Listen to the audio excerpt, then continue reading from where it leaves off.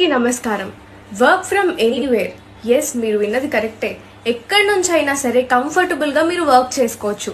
And ఈ ఆపర్చునిటీకి eligible ఎవరు అంటే 10th inter degree BTech complete చేసి ఒక ఆపర్చునిటీ కోసం ఎంతో కాలంగా వెయిట్ చేస్తున్న వాళ్ళందరికీ ఇది ఒక బెస్ట్ ఆపర్చునిటీ అని చెప్పచ్చు. అండ్ ఇది వచ్చేసరికి ఒక ప్రాపర్ టీమ్ ఆపర్చునిటీ.